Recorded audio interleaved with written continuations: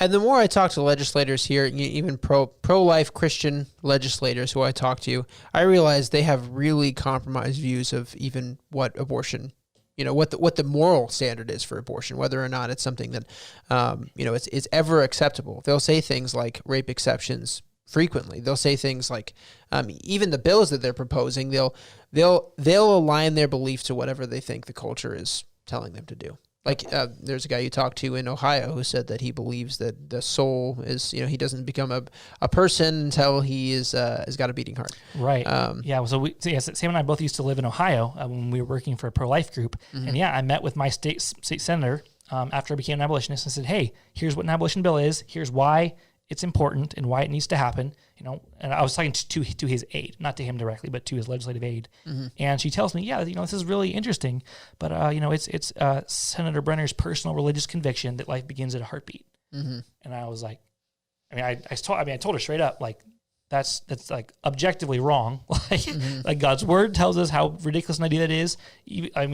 99% of scientists, and even the 1% who disagree, they're disagreeing for political reasons. Every scientist knows life begins at conception. Yep. Everyone who's graduated 6th grade knows that life begins at conception, right? So everyone knows that, but this state senator believes that life begins at a heartbeat. And the reason he believes that, and the reason... It's his personal moral personal religious moral conviction. She kept repeating that, his personal religious conviction, over and over. I have a personal religious conviction about biological facts.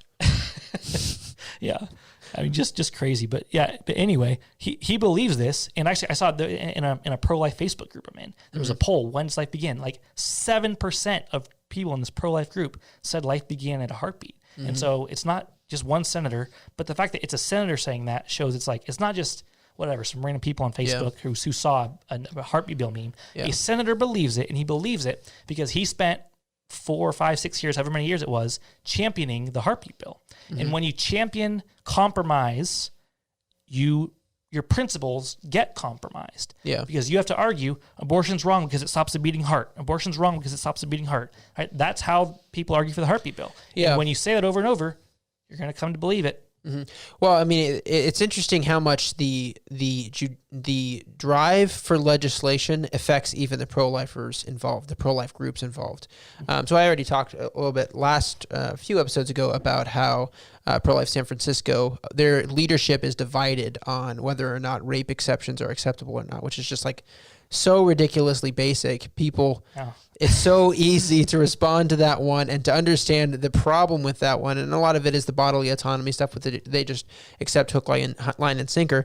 But Brian Kemper's group, Stand True, he had a meme up, and this is back when I was working for Created Equal, and I was criticizing him at the time, or at least I think I did. I wanted to, at least. I think I might have asked the leadership there, and they might have told me not to. But the meme said, if a life starts or stops at a heartbeat, then why wouldn't it start at a heartbeat?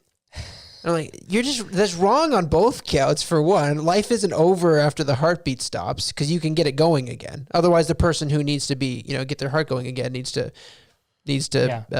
resuscitation is a real thing that can happen. Yeah. So it's already like bad on that front. And then it's bad on the other front. It's like, no, that's not when life starts. Life starts at fertilization. And here they are promoting these ageist, ridiculous memes because they have legislation that they're trying to push forward, and they're trying to just appeal to the lowest hanging fruit and get the thing passed. Compromise breeds compromise. Yeah. If you champion compromise legislatively, your principles are going to get compromised. And that same meme, the one you just said, I used to admin a pro-life group, and it got really big. It has like 600,000 followers on Facebook. It's really big. Mm-hmm. And I was one of 6 or 7 admins. And that same meme, if life ends when the heart stops, then life begins when the heart begins. Yeah. And I messaged the main admin, who I'd been friends with for probably 2-3 years at that point. Mm-hmm. I said, hey, does this meme, I think you're communicating something that's false and something that dehumanizes children who don't yet have a detectable heartbeat. Mm-hmm. She didn't agree. She kept it up, and a few months later, I think I may have made a few more comments along the same lines. I kept kind of pressing the issue, and a few months later, I was out as an admin of that Facebook page. Right? Yeah. And so it's just like, like once you embrace the strategy of compromise, it just becomes all encompassing, and everything about your movement becomes compromise. And that's what we have. And that's why we have justices like John Roberts. And that's why we have legal abortion today. Yeah. Because they compromise and they compromise and they compromise, and they will make no demands, and they will submit unconditionally. Yeah. And that's why we are where we are. Yeah. And you get made fun of a lot too for being a purist or an absolutist or anything like that. You hear all kinds of things like, you're so heavenly minded that you're no earthly good. You ever heard that one before? Oh, yeah. Yeah. Which is like, have you read what Jesus said? Like, no compromise. There was none in him. Yeah. It's just so ridiculous that we're to the point now where we actually have to go in and actively debate people who are full-time anti-abortion activists, who are dedicating all their time to this. Like, they're dedicating lots of resources and their entire life to fighting abortion in these pro-life groups. And here we are getting these just ridiculous things being promoted to thousands of followers, hundreds of thousands of followers, right? That's not this purist versus compromisers here in this article. It's just so completely what's happening. Like, we are trying to get people to understand exactly why abortion's wrong, and we know they know it's wrong. And then we're trying to get the pro-life groups to argue as though it's always wrong, which is pretty Yeah. It seems like it's an easy ask, but it so rarely is.